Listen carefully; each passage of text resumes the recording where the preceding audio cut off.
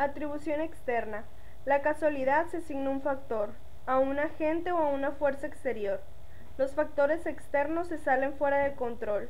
Usted percibe que no tiene ninguna opción. Entonces su comportamiento está influenciado, limitado o aún totalmente determinado por influencias fuera de su control. Por lo tanto, usted se siente como no responsable por su comportamiento. Un ejemplo genérico es el tiempo. También se le conoce como atribución circunstancial. Atribución interna. La casualidad se asigna a un factor, a un agente o a una fuerza interior.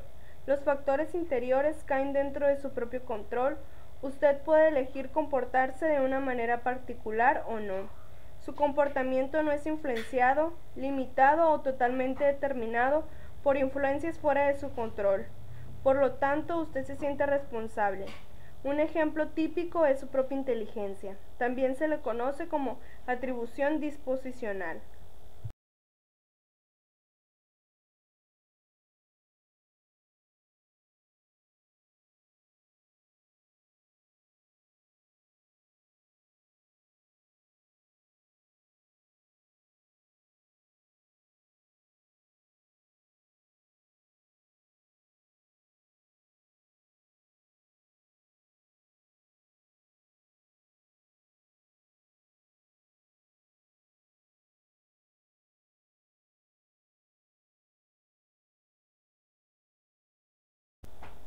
Consistencia de la información.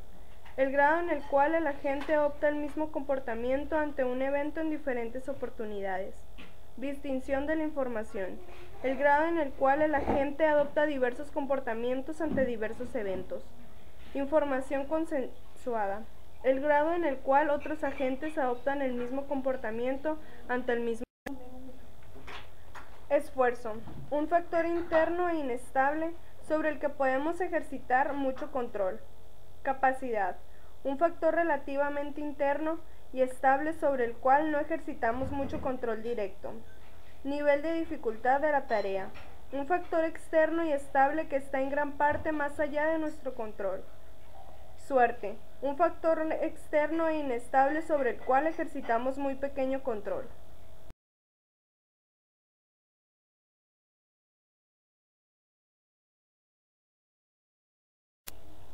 La congruencia se refiere si la respuesta que se observa en el individuo es congruente a la situación. La distintividad es la explicación a por qué el comportamiento es inusual en la situación. El consenso se refiere a si las demás personas responden de igual manera a la misma situación. Según Worchel, investigaciones recientes han puesto en duda qué tanto pasamos en verdad por este cálculo de causas descrito por Cayley. A la hora de las atribuciones hacen referencia a que no solo explicamos en base al proceso de covariación, sino también a la condición extraña que lo produjo.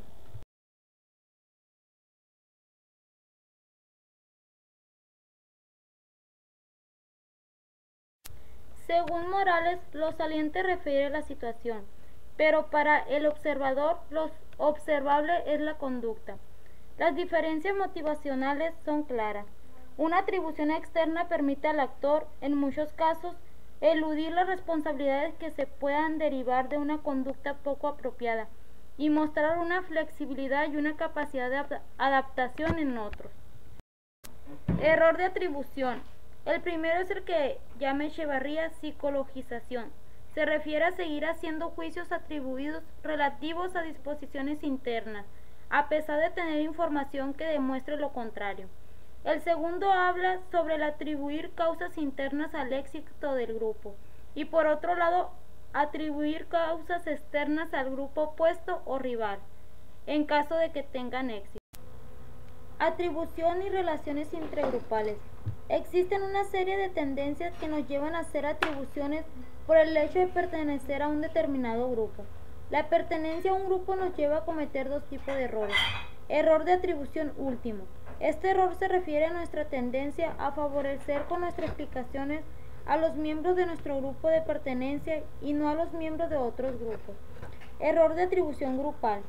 Se pone de manifiesto la tendencia de los miembros de un grupo a considerar que las acciones o conductas de los miembros de otros grupos van dirigidos a su grupo de forma intencionada. Cuando los errores de atribución se refieren a las relaciones entre grupos, el mecanismo que explica dichas atribuciones se denomina error último de atribución, error fundamental de atribución, tendencia de los observadores a subestimar las influencias situacionales y a subestimar las influencias disposicionales sobre la conducta de los demás. Consiste en poner desde el punto de vista de otra persona para así ser capaz de saber por qué ha hecho una determinada acción. Cometemos el error de atribución cuando explicamos la conducta de otras personas, pero no cuando explicamos la nuestra. Los errores de atribución básicamente los estudios para desarrollar nuestra capacidad de pensamiento crítico, relevar la manera en que pensamos respecto a nosotros mismos y a los demás. ¿Por qué cometemos el error de atribución? Diferencia de perspectiva. Nuestra perspectiva es diferente cuando actuamos a cuando observamos. Cuando actuamos se lo atribuimos a la situación. El efecto del tiempo, el observador va dando cada vez más crédito a la situación. No solemos ser autoconscientes. Cuando nuestra atención se centra en nosotros mismos, nos atribuimos más responsabilidades. El desconocimiento del otro. Cuando menos oportunidad tenemos de observar las conductas de las personas en contexto, más la atribuimos a su responsabilidad. Diferencias culturales. Nuestro punto de vista occidental del mundo nos predispone a asumir que las personas no son las situaciones causa de los hechos. Uso de la teoría de la atribución. Aplicaciones. Psicología, derecho penal, ético, toma de decisiones, entendimiento de la predisposición cognitiva, recursos humanos, valoraciones, autovaloraciones, valoración de los padres, etc. Educación. Comunicación comercial. Aplicada a la publicidad, la teoría de la atribución sostiene que los consumidores pueden atribuir requisitos distintos a los que el publicista desea vender del producto publicitado. Esta teoría sugiere que los mensajes con dos aspectos, incluyendo la información negativa del producto, pueden conducir a las audiencias a pesar que el publicista está informando la verdad. Los esquemas. Los esquemas poseen conocimientos abstractos fundamentando a través de episodios, eventos o datos. Se ponen en marcha de manera automática y son bases de conocimiento que contienen también información para la acción. Hay algunos patrones de pensamiento relativamente estables que producen la regularidad de las interpretaciones acerca de un determinado conjunto de situaciones. Tipos de esquemas. Esquemas del yo. Esquemas de personas. Se refiere a bloques de conocimiento sobre rasgos de conocimiento, motivos y atributos relativos a determinados tipos de persona. Esquemas de roles. Se refiere a estructura cognitiva que organiza el conocimiento sobre conjunto de normas y conductas asociadas a la posición del rol. Esquema de grupos o categorías sociales. Son representaciones sociales o estereotipos grupales. Esquemas de sucesos. Son estructuras cognitivas integradas por el conocimiento asociado a sucesos. Esquemas de resolución del problema. Basan el conocimiento sobre estructuras útiles para resolver el problema. Están muy mediatizados por el factor educación. Cognición social es el campo de los saberes y competencias relativas a las personas, a las relaciones interpersonales que intervienen entre el individuo, identificados por parámetros personales y funcionales, en relación inmediata o retransmitida a las relaciones en el seno de un grupo humano o entre grupos, a las situaciones sociales.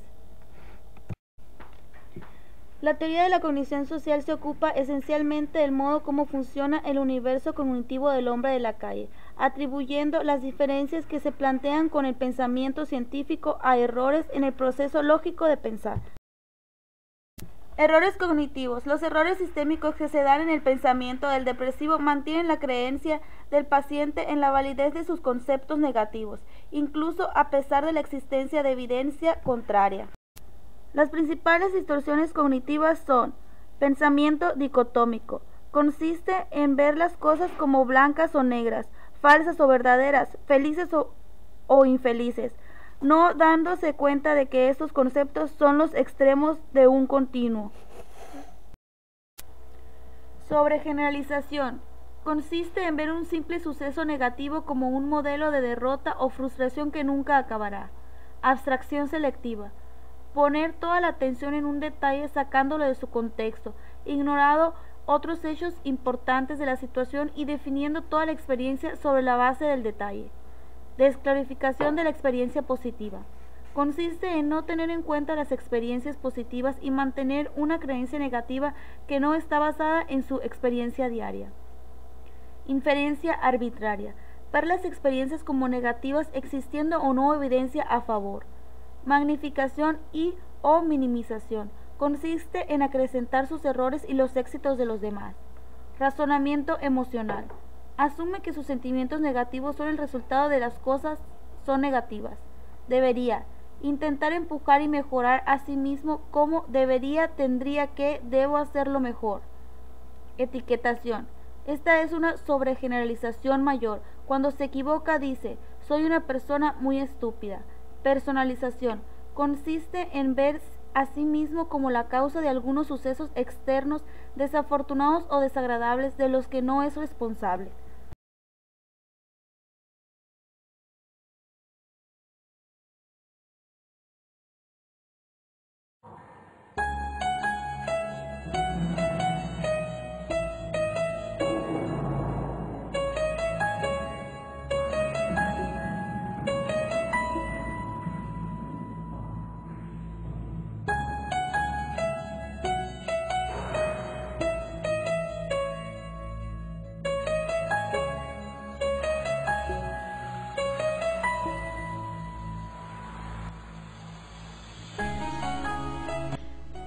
Siendo la cognición social la disciplina que lucha contra la distorsión de la realidad, de la coherencia en un mundo que ha sido llevado a límites insospechados,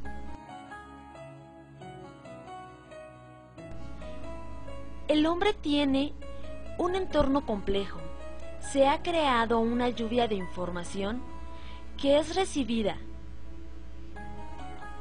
y demandada una respuesta con un torbellino de diversos estímulos. Los sentidos se ven sobresaturados de información, teniendo como reto el logro de desarrollar estrategias que nos permitan acomodar las capacidades a las diversas demandas cognitivas.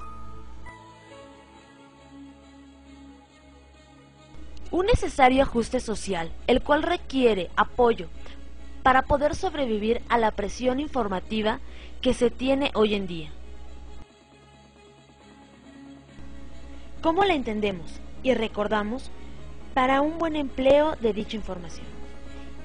Y poder crear un juicio de las acciones que se han realizado.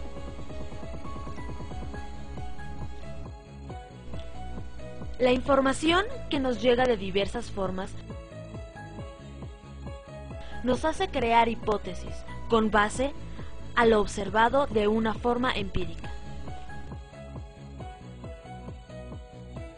Pues las experiencias que ya hemos tenido nos ayudarán a crear un juicio, tomando en cuenta los acontecimientos expuestos. Y con ayuda de la memoria podemos adaptar las vertientes de los avances generados. De un modo vanguardista, el cognitivismo va a la par, siendo esto el gran reto de la cognición social.